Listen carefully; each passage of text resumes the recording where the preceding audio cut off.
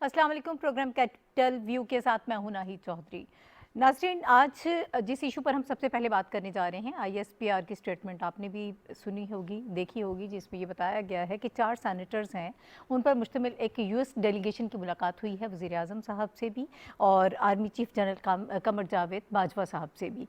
अब ओवरऑल जो इस मीटिंग के हवाले से बताया गया है, जो हमारे सामने पॉइंट्स आए हैं, उसमें इस मुलाकात के दौरान जो गुफ्तगू हुई है, उसमें ये कहा गया है आर्मी चीफ की तरफ से कि पाकिस्तान जो है वो अमेरिका के साथ मुफीद बामकसद राब्तों का ख़्वाह है। हम ये समझते हैं कि ऐसी इंगेजमेंट्स होनी चाहिए जो मीनिंगफुल हों।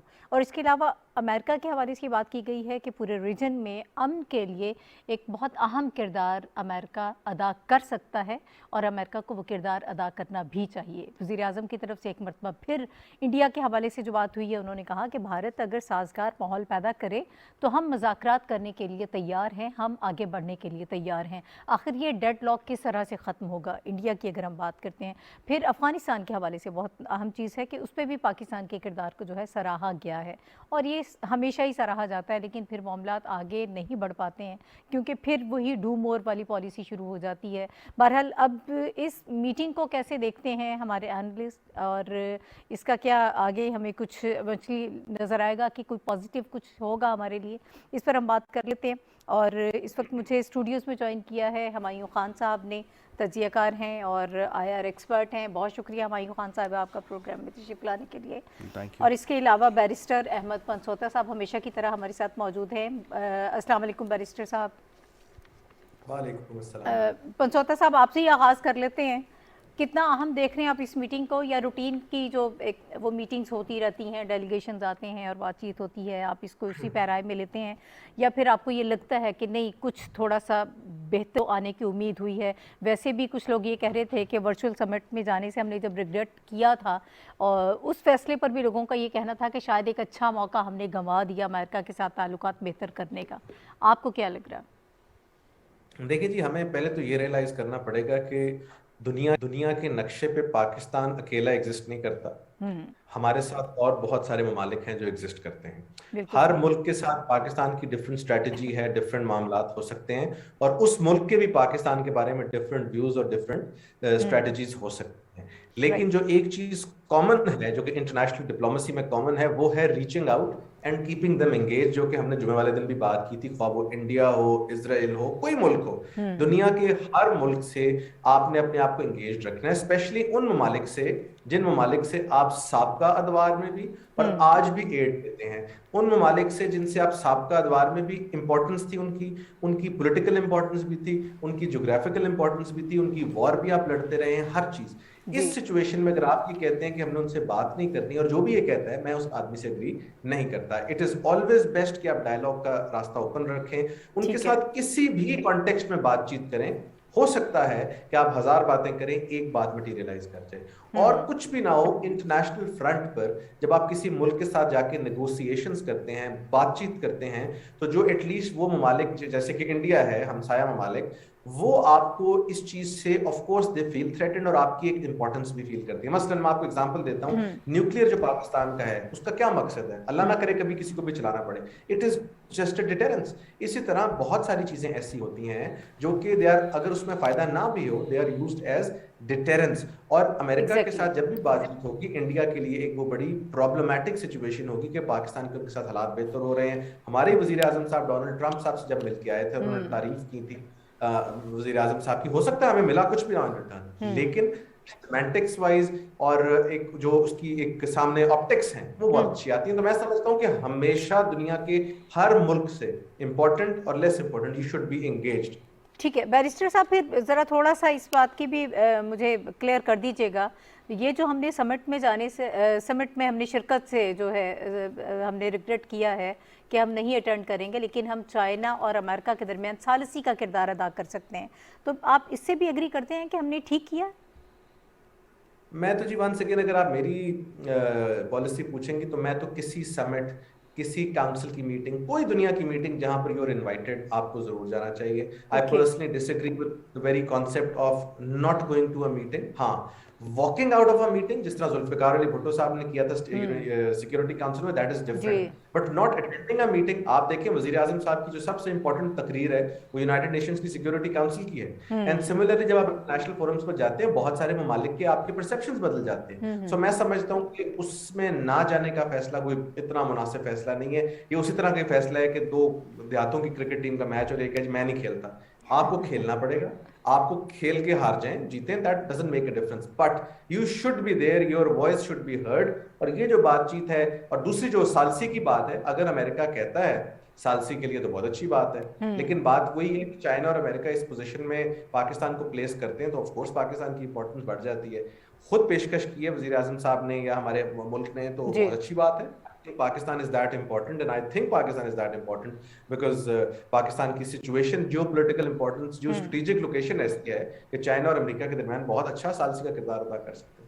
ठीक है, हुमायूं खान साहब, what's your take on it? आपको क्या लगता है? अब ये पंचोता साहब की अपनी एक राय है, वो हमेशा से ये समझते हैं कि तमाम जो चीज़ें आपको इंगेजमेंट्स रखनी चाहिए। नहीं, मैं विद ड्यू रिस्पेक्ट, मैं पंचोता साहब ने जो आर्गूमेंट दिया मैं उससे कम्प्लीटली डिसएग्री करता हूँ। मतलब एक टू बिगिन विद उन्होंने कहा कि न्यूक्लियर वेपन जो है एज अ डिटेरेंस है। न्यूक्लियर वेपन जब पहली दफ़ा बने तो 1945 में अमेरिका ने उनको इस्तेमाल किया, तो वो इस्तेमाल वाले वेपन है। अल्लाह ना करे कभी दोबारा हमें मौका मिले कि वो करें, क्योंकि it makes a lot of destruction. मेरा ख्याल है वो भी ये कह रहे हैं कि अल्लाह ना करे कि हमें, हाँ, लेकिन वो कह रहे थे कि यूज़ नहीं होंगे, हमेशा डिटेरेंस के तौर पे होते हैं। जब पहली दफ़ा उनका दुनिया में वो जब आए तो वो यूज़ हुए, और यूज़ करने वाला कौन था? अमेरिका था। जापान के खिलाफ उन्होंने किए। दूसरा जो उन्होंने वो पॉइंट किया कि अमेरिका के साथ हमें जो है ना एंगेजमेंट की तो बात कर ही कोई नहीं रहा। पाकिस्तान हर लेवल पे आर्मी चीफ की और उनके चेयरमैन जॉइंट चीफ की, हमारे उनके CIA चीफ की, हमारे DG ISI की, उनके फॉरेन मिनिस्टर की, हमारे फॉरेन मिनिस्टर की, उनकी जो सेक्रेटरी ऑफ स्टेट है उनके साथ, सेंटकॉम की, GHQ के साथ, नेटो चीफ की, जो ISAF की, तमाम मुलाकातें हो रही हैं।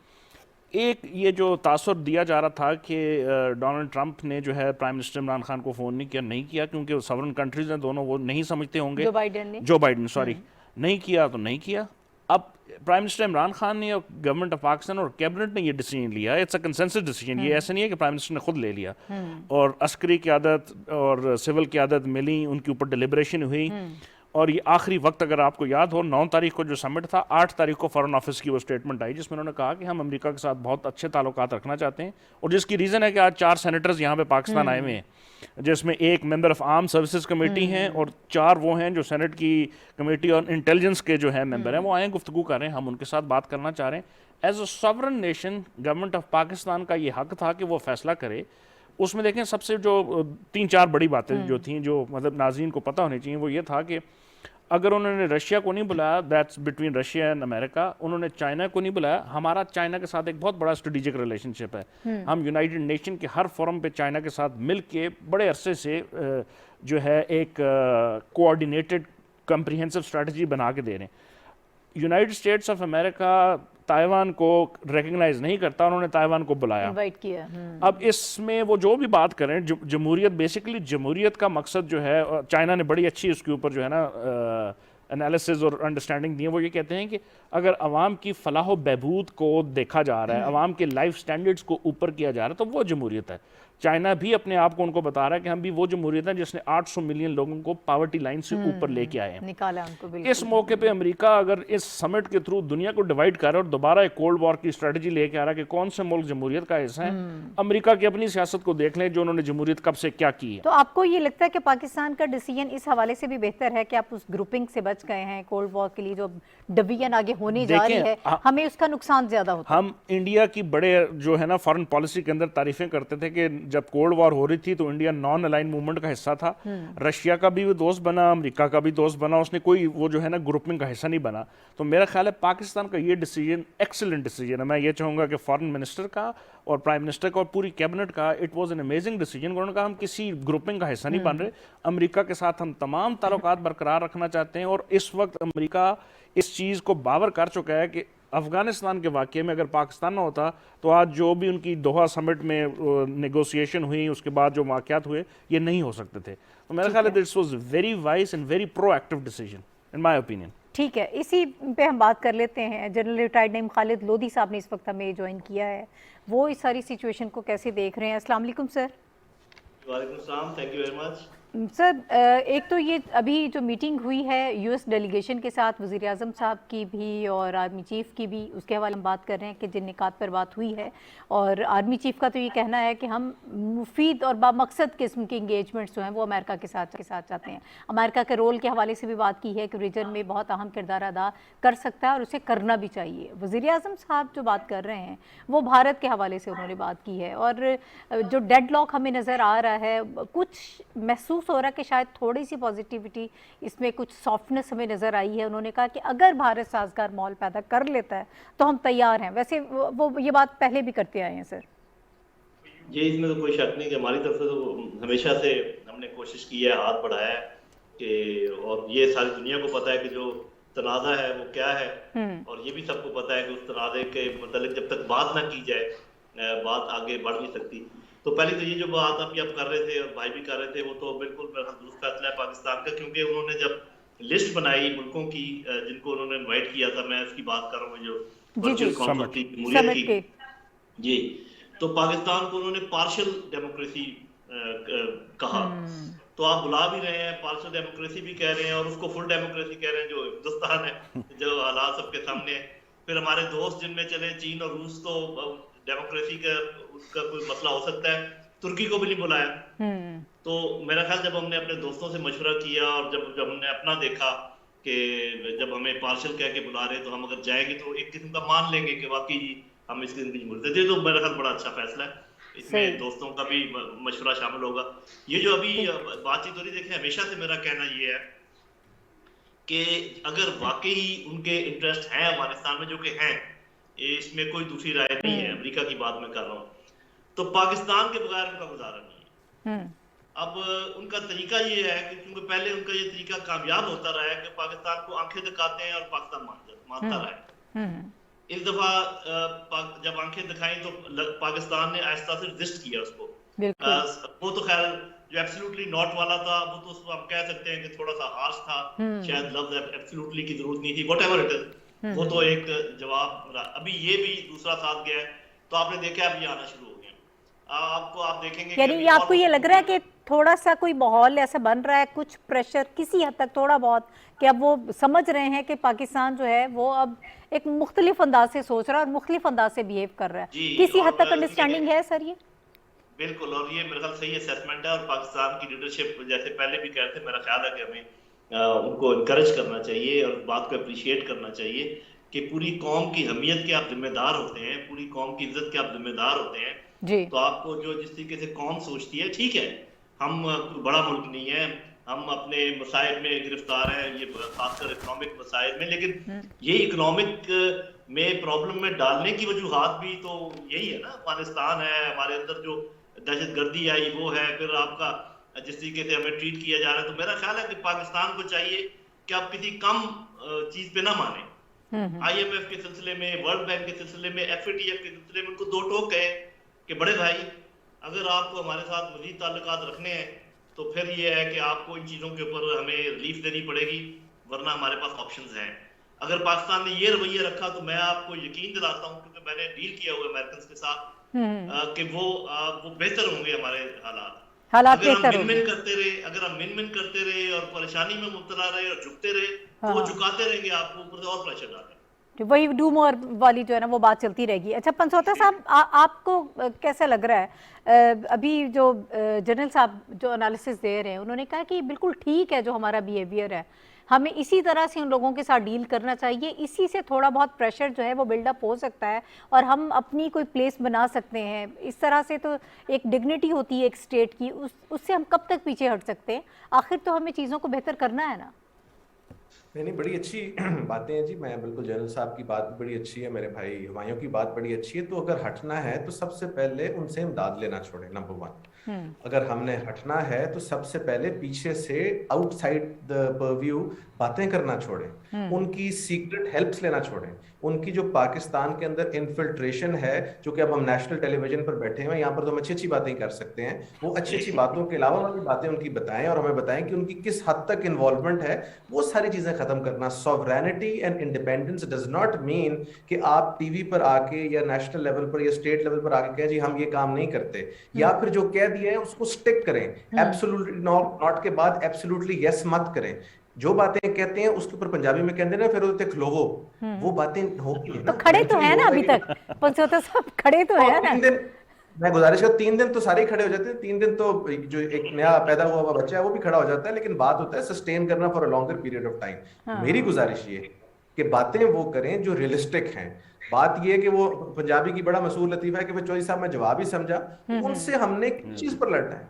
हमने उनसे तब लड़ना है जब हम इकोनॉमिकली या किसी लेवल पर उनके, हाँ जनरल साहब की एक बात से मैं बिल्कुल एग्री करता हूं, पाकिस्तान इस सिचुएशन में पहुंचा इन्हीं की वजह से है, लेकिन साथ साथ उनकी वजह से भी है जो इनके साथ नेगोशिएट करते रहे, इनकी हेल्प मंगवाते रहे। जब इनके एयरपोर्ट्स पर जाते थे तो बड़ी खुशी से अपने जूते उतारते थे। अगर आपने जेस्चर देना है तो ब्राजीलियन फॉरेन मिनिस्टर वाला जेस्चर दें, वो वहां जाके आपके कपड़े उतार दें, अब अगली दफा फिर दोबारा चले जाते हैं। आप कहें कि आज से कोई अमेरिकन पाकिस्तान में एंटर होगा तो उसके साथ ये होगा, ये नहीं कि हम फलानी समिट में नहीं आएंगे, इधर नहीं आएंगे, उधर नहीं आएंगे। आप जहां जाएं वहां जाके हक सच और सही बात करें, वहां जाकर आप अपनी कन्वर्सेशन चेंज मत करें, वहां जाके आप whatever you suits you the best, and I am all for sovereignty. अच्छा पंचोता साहब, वक्त थोड़ा सा कम है, मुझे मुख्तसरन बता दीजिएगा कि भारत के हवाले से जो आपने बात की है, आपकी एक ओपिनियन है कि हर जगह पर हमें जो है वो इंगेजमेंट्स रखनी चाहिए, हमें मिलना चाहिए या हालात बेहतर करने की कोशिश करनी चाहिए। भारत के लिए क्या सोल्यूशन हो सकता है कि जब हमें दूसरी तरफ से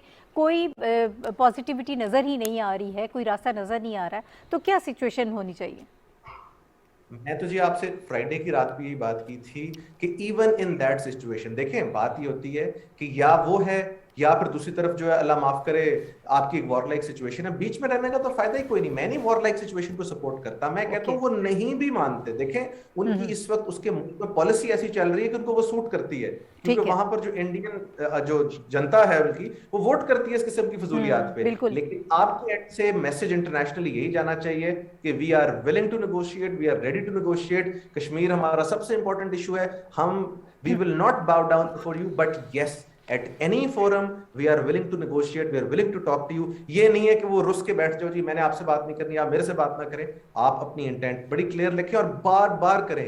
किसी स्टेज पर 1 मिनट के लिए भी बात होगी, अगर आपको जनरल ज़िया-उल-हक सवारी वो टाइम याद हो तो जाके सिर्फ कान में इतना ही कहा था नेहरू के, आई थिंक तलब नेहरू थे वो, सॉरी वो कौन थे उनके प्राइम मिनिस्टर, राजीव गांधी जी गांधी साहब सॉरी, उनको जाके इतना कहा था कि वी हैव गॉन न्यूक्लियर, तो सिचुएशन सारी की सारी बदल गई। बिल्कुल है, सवाल ठीक है, ये ठीक टाइम की सिचुएशन बदल सकती है। सो आई एम बिकॉज अगर आपने करनी है हुकूमत है, या तो ये कि फिर फौज में भर्ती होकर लड़ाई की जाए। अगर लड़ाई हमने नहीं करनी और गवर्नमेंट टू गवर्नमेंट बात करनी है तो गवर्नमेंट का काम फिर लड़ना नहीं होता, उनका काम यही होता है फॉरेन मिनिस्ट्री का कि स्ट्रॉन्ग मैसेजेस जरूर दें, but be always prepared to negotiate. ठीक है, हुमायूं खान साहब लास्ट कमेंट से। देखें इसमें जो है ना 3-4 बड़ी अहम बातें, जैसा जनरल लोधी साहब ने कहा कि जब उन्होंने पाकिस्तान को इनवाइट किया तो उस इनविटेशन में कहा गया कि आप पार्शियल डेमोक्रेसी के उसमें, यहाँ से ही जो है ना मतलब इंडिया वो मुल्क है जिसको डेमोक्रेसी कह रहे हैं जहाँ पे मुसलमानों को कत्लेआम हो रहा है, ना सिर्फ मुसलमानों का बल्कि तमाम माइनॉरिटीज़ का, दलित के साथ देख लें। उसके बाद एक और पॉइंट आपको शायद टीवी पे बताना बड़ा ज़रूरी है कि लाइव स्पीचेस की ऑफ़र की गई थी कि मुख्तलिफ जो फेवरेट मुल्क हैं प्राइम मिनिस्टर साहब के, इंडियन जो बाइडन साहब के, वो लाइव स्पीचेस करेंगे, पाकिस्तान को आगे का प्री रिकॉर्डेड स्टेटमेंट्स देंगे। तो ऐसे बहुत सारे मौके थे जिसमें वो मैं डेमोक्रेसी है। आपसे मेरा सवाल है, I will be very honest with you, इस मुल्क की साबका हिस्ट्री में यहाँ डेमोक्रेसी रही भी? अगर वो ये कह रहे हैं, वैसे उनसे एग्री तो मैं नहीं करता, फिर वो फिर मेरे ऊपर लेबल लग गया, और आपको लगता है सर नहीं बहुत जनरल साहब सर एक्सीलेंट डेमोक्रेसी है सर, दुनिया में रिकॉग्नाइज हुई है डेमोक्रेसी। आप रिस्पॉन्ड कर दें, फिर मुझे क्लोज करना है, रिस्पॉन्ड कर दीजिए सर। ये बात करूंगा इंडिया के बारे में। देखिए बात ये कि पाकिस्तान ने तो कभी इनकार नहीं किया बात से, असल जो मसला पैदा हो रहा है वो ये कि किस बात पे बात हो। हिंदुस्तान कहता है कि जी कश्मीर के अलावा कोई बात करें, तो फिर क्या बात करें? ठीक कह रहे मेरे भाई के बातचीत खुली रखनी चाहिए।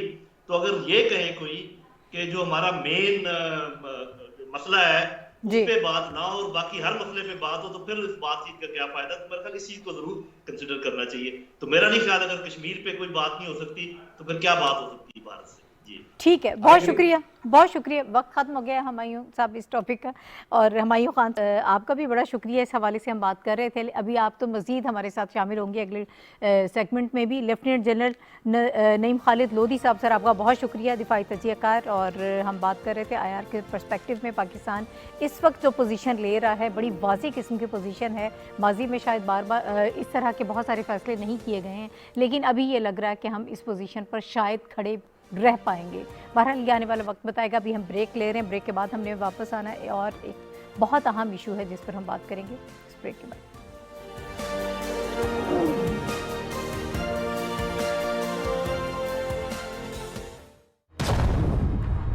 इस कोविड से जंग में हमने बहुत कुछ खोया, मगर अब और नहीं।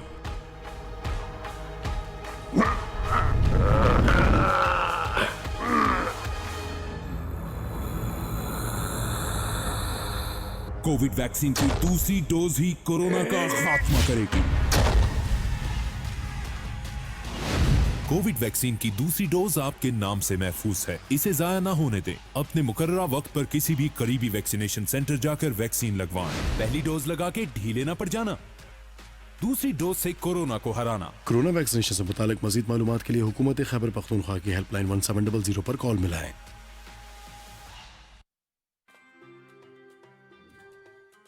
रोजगार का बड़ा गहरा ताल्लुक होता है अमन के साथ। अमन होगा तो रोजगार होगा। हम अपने यूथ पर तवज्जो दें, सही। हम अपने तालीमी इदारों पे तवज्जो दें, और हम अपने सोशल मीडिया पर भी तवज्जो दें। और ख़ास तौर पे जो भी एलिमेंट है हमारी सोसाइटी के अंदर, जो ख़ास तौर पे मुनाफराना तकारीर, सही, जो गुफ्तगू फरमा रहे हैं लोग, हम उनका सदेबाब करें। तो लीडर तो वही होता है जो स्टैंड लेता है। नेल्सन मंडेला लीडर था, उसने स्टैंड लिया। उधर रसूलुल्लाह सल्लल्लाहु अलैहि वसल्लम की ज़िंदगी में से दर्जनों वाक़यात हैं जो उन्होंने स्टैंड लिया तो फिर लिया।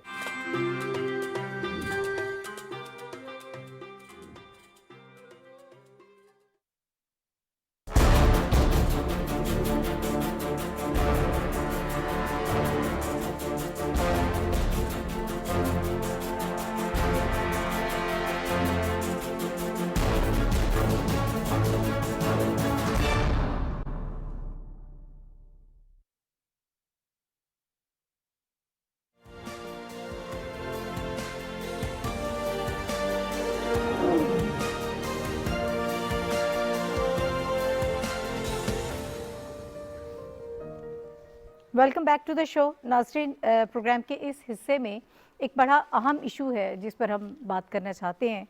हमारे यहाँ पिछले दिनों जो वाक़या हुआ सियालकोट वाला, उस पर हमने बहुत ज़्यादा बात भी की, और उसके बाद जो पैदर पे वाक़यात होते रहे, फिर फैसलाबाद वाला वाक़या हुआ जिस पे आपने वो सारी वीडियोस वगैरह जब आई तो वो फिर सिचुएशन ही सारी तब्दील हो गई। पहले कुछ और समझा जा रहा था, मीडिया का भी इसमें इस हद तक कसूर ज़रूर है कि आप फौरी तौर पर आपको अभी सच झूठ का मालूम नहीं होता और आप राय भी बनाना शुरू कर देते हैं और ख़बरें देना शुरू कर देते हैं। और उसके बाद फिर कोयटा वाला जो वाक़या हुआ है वो भी बहुत अहम वाक़या है और बड़ा एक ट्रेजेडी है कि जिसमें ख़वातीन की नामुनासिब वीडियोस बनाई गई। 2 शख्स, उसमें 2 भाई हैं जो गिरफ़्तार हुए हैं, और 2 जिन लड़कियों के हवाले से बात हो रही है अब ये मालूम हुआ है कि वो अफ़गानिस्तान में मौजूद है। यानी ये एक बड़ा गिरोह है जो इस किस्म का काम कर रहा है। इसके अलावा आज एक और ख़बर आई कि पिम्स हॉस्पिटल में एक 13 साल बच्ची के साथ ज़्यादती हुई है। वो कोई शख्स गाइड करने के बहाने से उनको लेके जा रहा था पेरेंट्स को, और वो बच्ची के साथ इस किस्म का मामला हो गया। ओवरऑल अगर हम इन सारे वाक़यात की तरफ देखें, मुझे इससे कोई इतना ज़्यादा कंसर्न नहीं है कि तहकीकात हो रही हैं, आगे किस तरह से उनको सज़ा होगी या किस तरह से मामलात बढ़ेंगे, लेकिन हमारे माशरे में इस वक्त हो क्या रहा है ये एक बहुत ही हसास किस्म का मसला है कि हम किस तरफ जा रहे हैं और हमें किस तरह से इस बुराई को रोकना है। हमें एक चीज़ बहुत आसान है, शायद कुछ लोग नाराज़ भी हो जाएं मेरी इस बात से, ख़ास तौर पर ख़वातीन, कि हमारे यहाँ बड़ा आसान है कि हम सारा मुद्दा जो है वो मर्दों पर डाल देते हैं। इसमें भी कोई शक नहीं है कि एक्सप्लॉयटेशन में एक बड़ी तादाद हमें मर्दों की नज़र भी आती है, लेकिन जो फैसलाबाद वाला वाक़या हुआ, या अगर मैं मिसाल दूँ कि अभी कराची में जो एक ख़बर आई कि खातून ने अपने शौहर को कत्ल कर दिया, तो इस किस्म के वाक़यात में ख़वातीन भी पीछे नहीं है, यानी दोनों तरफ हमें मसाइल नज़र आते हैं, लेकिन इन मसाइल को आखिर हमने कहीं ना कहीं से आगाज़ करना है, इन मसाइल को ख़त्म करना है। क्या किया जाए? कानून तो सज़ा देगा और हम बार बार डिमांड भी करते हैं, बार बार ये मुतालबा होता है कि सख्त सज़ाएँ जो हैं वो फौरी तौर पर दी जानी चाहिए, लेकिन बेहतरी कैसे लाई जा सकती है, अखलाकी तौर पर हम अपने आप को कैसे बेहतर कर सकते हैं? इसी हवाले से हम बात करेंगे। बैरिस्टर पंसौता साहब की तरफ मेरा ख्याल है कि मैं सबसे पहले जाती हूँ। सर, ये जितने वाक़यात का मैंने जिक्र किया है, और भी बहुत सारे बेशुमार वाक़यात होते हैं, मैं ज़ाहिर है सबका यहाँ पर जिक्र नहीं कर पाई। किस तरफ हम जा रहे हैं, हमारा मुआशरा किस तरफ जा रहा है? यानी पहले तो होता था ज़्यादातर हम मर्दों पर इल्ज़ाम डाल देते थे, लेकिन अब जो ख़वातीन की तरफ से वाक़यात हो रहे हैं, ये सारी चीज़ें, मीनार पाकिस्तान वाला वाक़या देख लें, आयशा और वो रेम्बो का जो वाक़या था, वो ड्रॉप सीन जब हुआ तो वो कुछ और ही उसमें से निकला। तो सर, ये हम क्या कर रहे हैं, किधर जा रहे हैं? पहली तो बात ये जी कि आप मुझे थोड़ी सी इजाज़त दीजिएगा, इस पर मैं बोलना चाहूँगा शदीद इख्तलाफ करते हुए इस बात से कि ख़वातीन भी इसमें पीछे नहीं हैं। हम एक ऐसे माशरे में रहते हैं जो कि एक्सट्रीमली अनसेफ है for females to live and we have to accept it. जब हम बात करते हैं प्रोग्राम्स में, टीवी पे, फोरम्स पे, और हम ये कहते हैं कि आदमी बहुत ये करते हैं लेकिन ख़वातीन भी करती हैं, ये लेकिन ख़वातीन वाले पार्ट को हमें रिमूव करना होगा, क्योंकि ख़वातीन उस स्केल पर नहीं करती। ये जो माशरा है ये एट्रोशियस है टुवर्ड्स फीमेल्स। अब आपने 3 वाकयात की एग्जांपल दी। सबसे पहले आपने रैम्बो और आयशा वाला दिया, उसमें स्टेज था, सब कुछ था। क्या उस खातून ने उन आदमियों को ये राइट दिया था कि उसके कपड़े फाड़ दें? जवाब है नहीं। उससे पहले का बिल्कुल गलत है, आप उसको सजा दें। दूसरा वाकया आपने बोला कि जी खातून ने जो आपने अपना कराची वाला जो वाकया हुआ, जी जी बिल्कुल, किसी भी वाकये में ये राइट, या इवन फैसलाबाद वाला आप देख लें, चोरी की सजा है सर्टन। किसने राइट दिया कि जब उनके कपड़े उतर गए आप उनके पीछे भागें, उनको जलील करें? ये राइट हमारे पास मुआशरे में नहीं है। मैं आपको बार बार कह रहा हूं कि खवातीन, हम जिनसी हरासा के जो कवानीन है उनके ऊपर मुझे काम करने का मौका मिला, उनको बनाने का मौका मिला। आई कैन अश्योर यू कि एक खातून इस मुआशरे में सेफ इसलिए नहीं है कि जब एक आदमी अकेला जा रहा होता है तो उसको ये सोचना नहीं पड़ता कि यार कोई लेफ्ट राइट को मसला तो नहीं है, नो प्रॉब्लम। एक खातून जा रही होती है तो द फैक्ट कि वो ये सोचती है इट सेल्फ शोज कि इस सोसाइटी में खवातीन का मसला है। अगर एक आदमी सिगरेट लगाता है तो उसको ये टेंशन नहीं होती कि उसको आगे कहेगा यार ये क्या कर रहे हो। एक खातून सिगरेट लगाती है तो उसको आगे सबसे पहले कहा जाता है ये तुम क्या कर रही हो। ये दोनों के लिए एक गैर कानूनी अमल है, लेकिन उसके लिए एथिक्स और हैं, उसके लिए मोरालिटी के स्टैंडर्ड्स और हैं। उसको पूरा मुआशरा जो है ट्यूटर करने के लिए बैठा हुआ है, तुमने पैसे कपड़े पहने, तुमने ये नहीं पहना। ये वही मुआशरा है। तो जब इनहेरिटेंस का टाइम आता है तो उस टाइम पे कहते हैं अजी जरा एक मिनट आना तो स्टेटमेंट देना जी कि आप हमारे से नहीं लेंगी शेयर। वहां इनकी कौमी गैरत मर जाती है। इनकी कौमी गैरत जागती है जब किसी दूसरे की औरत ने दुपट्टा ना पहना हो, किसी दूसरे की औरत गाड़ी चला रही हो, कोई दूसरे की औरत मोटरसाइकिल पे बैठ के काम कर रही हो, दूसरे की औरत किसी जगह दफ्तर में जाके काम कर रही हो। आप कभी सुबह बस स्टॉप्स पर देखें खवातीन खड़ी होती हैं और जिस घिनौनी नजरों से मर्द उनको देख रहे होते हैं। आई एम सॉरी टू से दिस, मैं जनरली हर मर्द की बात नहीं कर रहा, बट जनरली बात कर रहा हूं। आप खुद एक खातून है, आप इस चीज को रियलाइज कर सकती हैं, the level of harassment you have to face in this society. हमारा प्रॉब्लम यह है कि जब हम इन वाकयात को डिस्कस करते हैं तो साथ हम एक कैविएट भी लगाते हैं कि देखिए ना जी खवातीन भी तो झूठी कंप्लेंट्स करती हैं, खवातीन भी तो ये नहीं कहना हमने आज से। This has to start off with कि मर्द ये काम करते हैं। आप परसेंटेज स्टैटिस्टिक्स निकाल लें, कितनी दफा आपने देखा है कि एक शौहर आदमी अपने मियां को मार रही है, और अगर मार भी रही है उसके कोई ना कोई रीजंस निकाले, लेकिन आदमी डेली बेसिस पर औरतों को टॉर्चर का शिकार भी कर रहे हैं, सेक्सुअल हैरेसमेंट का शिकार भी कर रहे हैं, उनको डिसइनहेरिट भी कर रहे हैं, उनके ऊपर तेजाब फेंका जा रहा है। मैं सोसाइटी की पिक्चर गलत पेंट नहीं करना चाह रहा, मैं आपको स्टैटिस्टिकली बोल रहा हूं। और मैं आपको यहाँ पर एक छोटी सी बात और सुनाना चाहता हूँ quickly before you go on to the next guest. मुझे मौका मिला गवर्नमेंट ऑफ पंजाब के स्कूल्स में पढ़ाने का, वहां पर जाकर टीचर्स को पढ़ाने का मौका मिला जो ग्रेड 19-20 के टीचर्स हैं। और वहां पर मैंने एक दिन कानून की बात की कि अगर आप अपनी बीवी को मारे तो उस पर कानून ये है कि आपको जेल हो सकती है। तो वो आगे से मुझे कहते हैं जी ये तो बड़ी ज्यादती है, थोड़ी बहुत फेंटी तो लगाने की इजाजत होनी चाहिए। ये वो लोग हैं जिन्होंने आगे बच्चों को बढ़ाना है हमारे। तो आप इस लेवल से जब ट्रिकल डाउन इफेक्ट ये होता है कि उनको ये बातें इनग्रेन की जाती हैं कि औरत आपकी घर की चारदीवारी के अंदर रहेगी, आपकी प्रॉपर्टी है, आपने उसको हर तरह कहना है लेकिन अपनी प्रॉपर्टी नहीं देनी क्योंकि गलती से कहीं वो ना मांग ले। तो ये सारी की सारी हमारी कल्चरल फजूल बातें हैं जिनसे we have to get rid of. Only then ये वाकयात अवर्ट होंगे, वरना ये वाकयात ऐसे ही होते रहेंगे और उनका तज्जिया जो है हम बैठ के रात को कर लिया करेंगे और उससे अगले वाकये का इंतजार किया करेंगे। ठीक है, हुमायूं खान साहब। बड़े ज़बरदस्त किस्म का एनालिसिस दिया है पंचोता साहब ने। आप क्या उनकी सारी चीज़ों से, सारी बातों से इत्तेफाक कर रहे हैं? दूसरा एक उन्होंने बात जो बहुत अच्छी की है ना, कि ये जो कल्चरल, ये सारी जो चीज़ें हैं ना, हमें इनसे अब छुटकारा हासिल करना होगा। ये चीज़ें आपके मज़हब में नहीं हैं। आप हमेशा मज़हब कार्ड इस्तेमाल करते हैं, सियालकोट वाला वाक़या देख लें, या दीगर बहुत सारे वाक़यात ऐसे होते हैं, लेकिन मज़हब पर अमल नहीं करते। मज़हब तो मामलात का नाम है कि अपने मामलात को बेहतर करें, लेकिन हम ये सारे कल्चरल इशूज़ हैं जिनको लेके चल रहे हैं। नहीं, बिल्कुल, मैं अहमद से जिस तरह मैंने पहले कम्प्लीटली डिसएग्री किया, मेरा ख्याल है मैं पार्शली उनसे इस पर एग्री कर रहा हूँ। एक पॉइंट जो वो था कि ये सोसाइटी की, वो कह रहे थे कि मैं कोई ब्लीक पिक्चर नहीं पेश कर रहा। मैं ये समझता हूँ कि वाकई इस सोसाइटी की बहुत ब्लीक पिक्चर है। जिस तरह के वाक़यात हो रहे हैं, ये डिपेक्ट करता है कि सोसाइटी की एक मॉरल डिग्रेडेशन बढ़ रही है। आपने जब इस टॉपिक को वो इंट्रोडक्शन दिया तो आपने यही कहा कि जो सेक्सुअल हैरेसमेंट के केसेस हैं वो बढ़ रहे हैं। उसमें शायद मैं अहमद की बात से एग्री इसलिए करूँगा कि एप्पल एंड ऑरेंजेस है कि आप चंद केसेस जो औरतों के हुए हैं जिसमें उन्होंने कुछ किया है, उसके अलावा अगर आप देखें तो generally this society is very male chauvinistic, जिसमें जो है ना उनके जो ड्यू राइट जो मज़हब ने, इस्लाम ने, या जो हमारे इवन कल्चर ने दिए हैं वो नहीं दिए जा रहे। और फिर एक नेगेटिव पेंट पिक्चर करके हम उनको जो है ना विरासत के ऊपर भी बहुत सारी चीज़ों से उनको वो कर देते हैं, तालीम के हसूल के ऊपर, अगर उनका freedom of expression, right to choose जो है, जो सबसे बड़ा है, जिसमें कि आपने शादी कहाँ करनी है, उसमें भी हमारे जो है ना कल्चरल इश्यूज़ आ जाते हैं, सेक्टोरल इश्यूज़ आ जाते हैं, बहुत सारे आ जाते हैं। तो इसमें ये देखना ये होगा कि इस्लाम ने जो औरत की पिक्चर, ट्रू पिक्चर पेंट की है, वो क्यों नहीं हो रही। उसमें अहमद साथ हैं तो मैं मतलब एक पर्टिकुलरली एक क्वेश्चन भी आता है कि क्या हमारा जो क्रिमिनल प्रोसीजर कोड है या जो हमारा सिस्टम है वो कितना हद तक इतना बायस है कि जब भी औरत का और जब वो कोई राइट की बात आती है तो उसका जो है ना चाचा या मामा सामने आ जाता है, या कोई उसका वकील आ जाता है, वकील not literally in sense of legal point of view, लेकिन ऐसा बंदा जो उसको रिप्रेजेंट कर रहा है और शादी के पॉइंट ऑफ व्यू से आ रहा है, बावजूद उसके कि कानून इस्लामी रियासत के जो हमारा वो है स्टेट ऑफ पाकिस्तान इस इस्लामिक रिपब्लिक, लेकिन उसके वो जब इम्प्लीमेंट हो रहे होते हैं तो वो नहीं होते। मतलब ये कितनी बड़ी डायकॉटमी है इस पूरी सोसाइटी की कि हम हैं तो इस्लामिक रिपब्लिक, हमारे तमाम कानून शरीयत के मुताबिक हैं, लेकिन जब वो इम्प्लीमेंट हो रहे होते हैं तो वो नहीं होती। उसमें पुलिस भी जो है वो मर्दों की साइड लेती है, पैसे लेके। पंचोता साहब, मैं आपकी तरफ आऊंगी वापस। मैं ज्यादा फेमिनिज्म पे नहीं जाना चाह रही, मैं ओवरऑल चाह रही हूँ कि आखिर इसका हल क्या है, हमने किस तरह से जो है हालात को बेहतर करना है। मैं इक्वालिटी की बात कर रहा था, फेमिनिज्म की तो कर ही नहीं रहा हूं, मैं इक्वालिटी की कर रहा हूं, क्योंकि मुझे लगता है ये आगे बात वहां निकल जाएगी। बहरहाल इस वक्त हाफिज ताहिर अशरफी साहब ने हमें ज्वाइन किया है, हम उनसे बात कर लेते हैं। वज़ीर आज़म के मामले खुसूसी हैं, बैनुल मज़ाहिब हमाहंगी। अस्सलाम वालेकुम हाफिज साहब।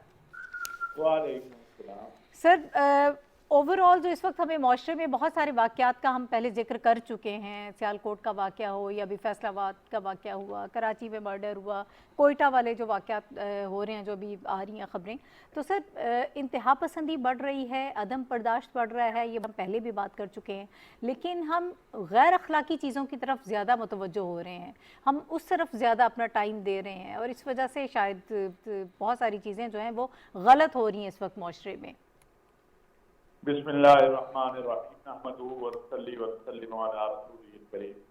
गुजारिश ये है कि कानून की जो बालादस्ती होती है ना, और सजा और जजा का जो अमल होता है, अगर उसमें कहीं पर रुकावट हो या उसमें कहीं पर ताखीर हो तो फिर यही कुछ होता है जो हमारे यहाँ हो रहा है। अभी मैंने थोड़ा सा सुना, नहीं मालूम कौन साहब थे, लेकिन वो फरमा कि हमारे यहाँ इस्लामिक कवानीन, काश हमारे यहाँ सिर्फ इन उमूर पर इस्लामिक कवानीन आ जाते तो यहाँ पर जो है निज़ाम बिल्कुल सीधा हो जाता। इस्लामी कवानीन तो ये कहते हैं कि जो ज़ना करने वाला है उसको संसार करें आप, जो तोहमत लगाने वाला है उसको कोड़े लगाएं। ये 2-4 लोगों को लटका दिया जाता, ज़ैनब केस हो या दूसरा या तीसरा, तो सीधी हो जाती है कौम। फिर वो वेबसाइट और वो चीज़ें जो इवन के उन मुल्कों में भी, जिन मुल्कों में मुकम्मल आज़ादी है, वहाँ पर भी उसके लिए कोई जाता है। आपके यहाँ हर बच्चा जो है वो जहाँ जाता है जाके देख लेता है। तो ये कोई एक तबके की या एक जगह पे मसला नहीं है, मुआशरती खराबी न तरबियत है, ना पहले माँ बाप इन चीज़ों से, असातिज़ा इन चीज़ों की तरफ तवज्जो दिलाते थे, उनकी इस तरफ तवज्जो होती थी, वो बच्चे की तरबियत करते थे, वो भी ख़त्म होती जा रही है।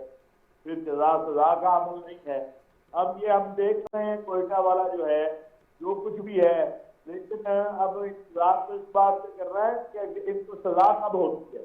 सही। ये बाइख्तियार लोग होंगे, बड़े वकील कर लेंगे, लंबी तारीखें ले लेंगे, और फिर एक दिन कब तक ये बेचारी बच्चियां या इनके वालिदैन इस चीज का परसू करेंगी।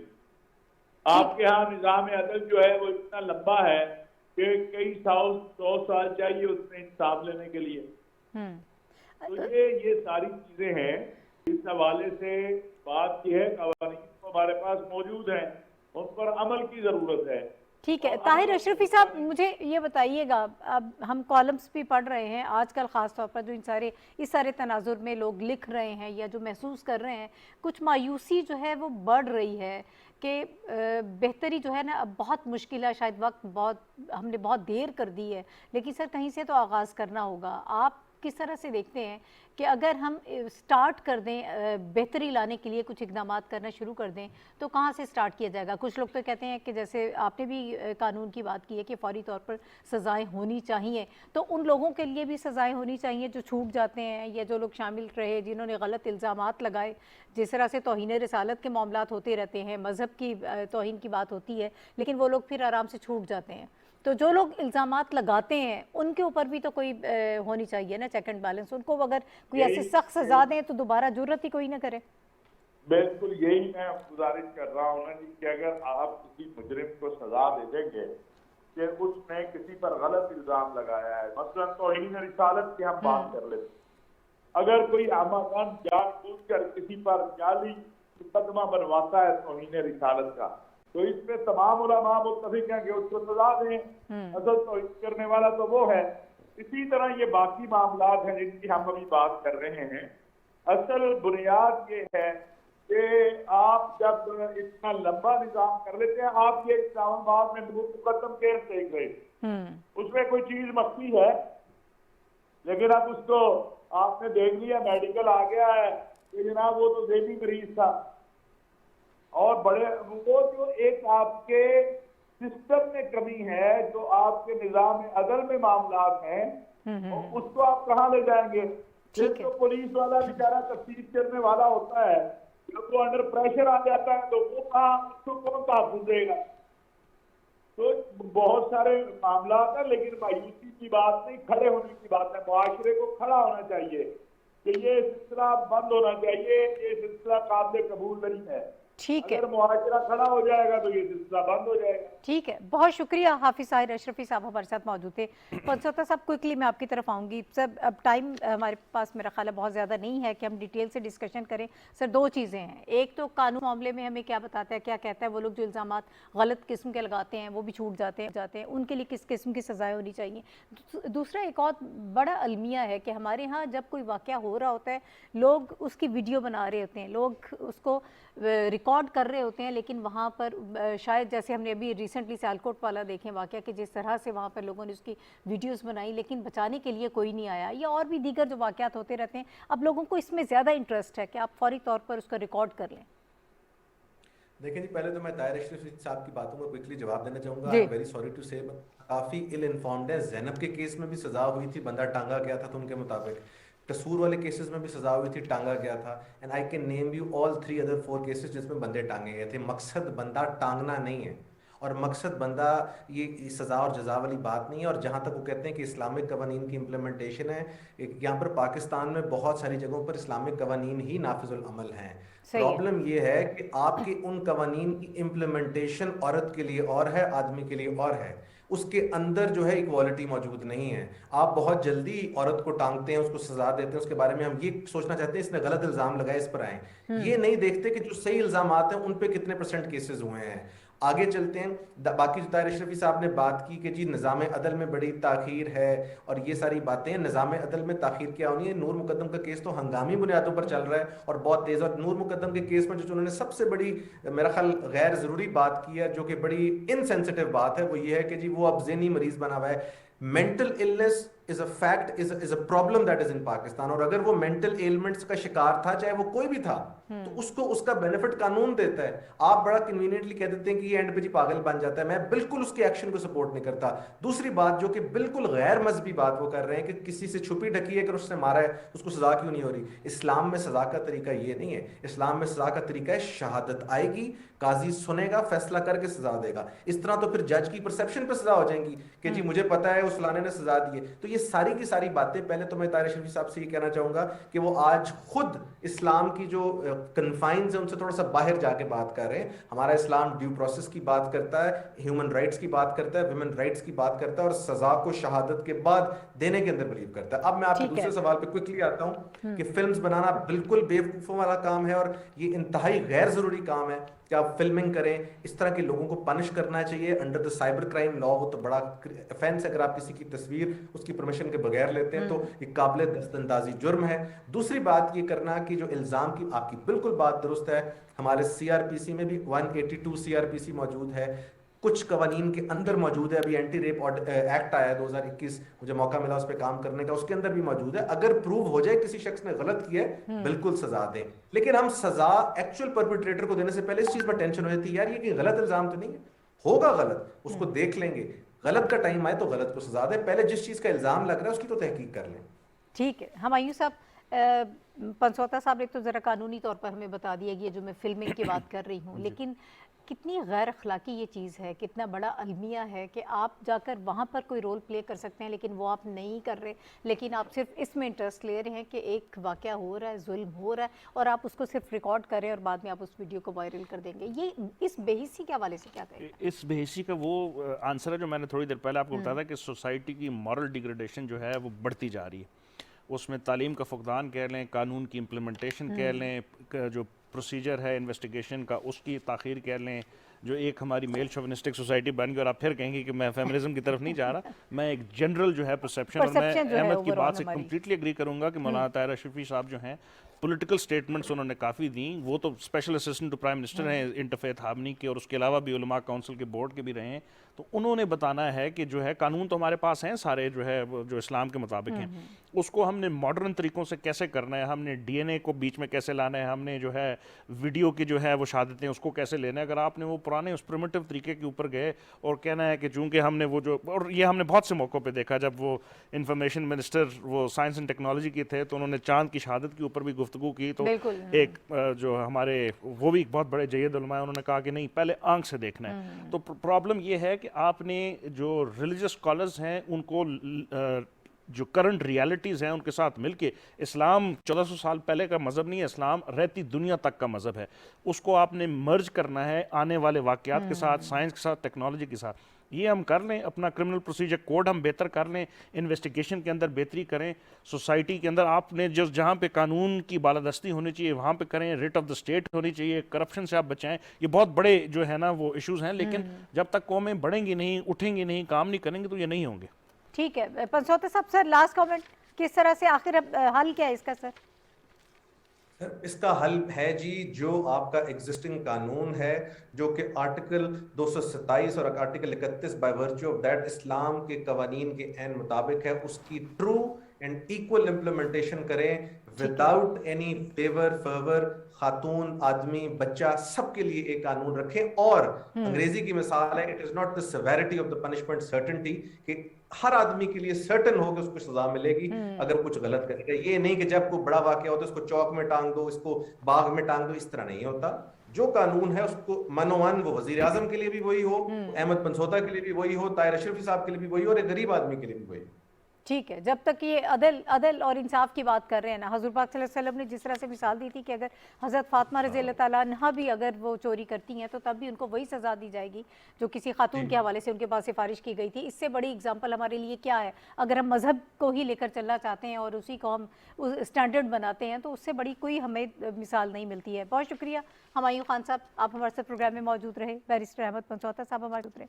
नाज़रीन, हम पाकिस्तान का ओवरऑल रीजन में रोल के हवाले से बात कर रहे थे, अमेरिका के साथ ताल्लुकात के हवाले से हमने बात की, और उसके बाद जो इस वक्त हमें अखलाकी तौर पर जवाल नज़र आ रहा है सोसाइटी में, उसके हवाले से हमने गुफ्तगू की अपने लास्ट सेगमेंट में। इसमें बेहतरी कैसे लाई जा सकती है, कानून की अमलदारी के साथ साथ एक रिस्पॉन्सिबिलिटी भी होती है, उस रिस्पॉन्सिबिलिटी को हमने कैसे महसूस करना है, और जो कल्चरल इशूज़ से निकल कर जिनको हमने मज़हब के साथ जोड़ा हुआ है, वो चीज़ें आपका मज़हब नहीं बताता जो आप वैसे ही कल्चरली उनको फॉलो कर रहे होते हैं। इसको ज़रा थोड़ा सा समझने की हमें ज़रूरत है कि हमारा मज़हब क्या कहता है और हमारा कल्चर क्या कहता है, इनको हम इकट्ठा नहीं कर सकते हैं। इसके साथ ही आज के प्रोग्राम से नाहिद चौधरी को इजाज़त दीजिए। अल्लाह हाफ़िज़।